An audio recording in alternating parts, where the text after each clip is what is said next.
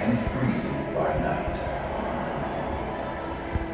Every day, Earth gets bathed in heat from the sun. Water in the ocean absorbs most of that heat.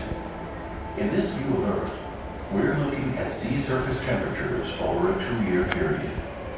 Red is warm, blue is cool. The closer to the equator, the warmer the water. Warm ocean water can trigger violent storms.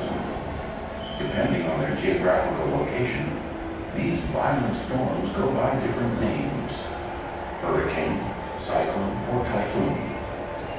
But they are the same powerful phenomenon, with a spiral shape and a central outlet. Let's dissect just 1 month in the planet's history.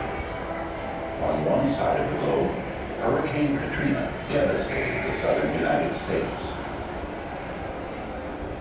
While at the same time, on the other side, Typhoon Nagi pummeled Japan.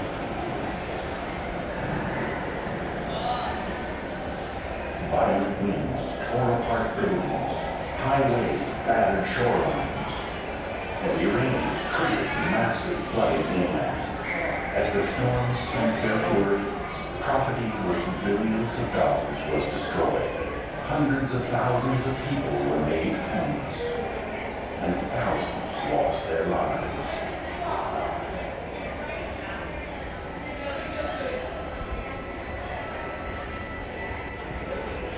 Changes in sea surface temperatures affect weather patterns worldwide. The most well-known example is a naturally occurring cycle called La Nina.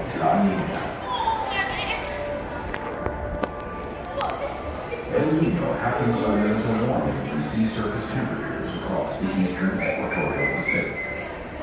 La Nina is the opposite, a cooling in these sea surface temperatures. This cycle affects weather from Indonesia to the west coast of South Africa, a distance nearly halfway around the world. The cycle brings droughts to some areas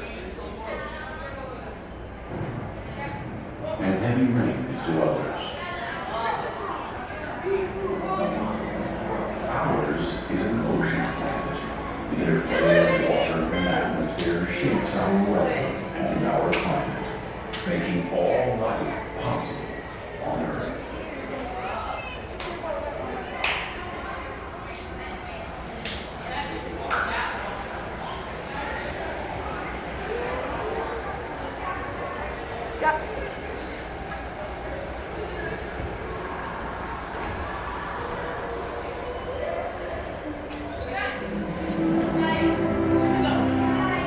Billions of years, an interaction between the ocean, land, and atmosphere has shaped our climate.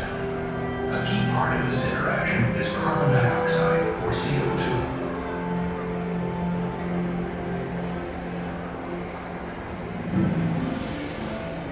In this view of Earth, we see carbon dioxide being absorbed through the seasons. The darker the green, the higher the concentration of CO2. When plants on land and phytoplankton in the ocean grow, they take in CO2 and release oxygen. This process is called photosynthesis. When these carbon-rich plankton and plants die, they are buried deep in the ground and in the bottom of the ocean, taking CO2 with them. Over time, some of that buried carbon becomes fossil fuels: coal, oil, and natural gas. Our use of fossil fuels has transformed modern life. In this view, yellow is for urban areas, red is for roads, blue is for shipping lanes, and green for air corridors.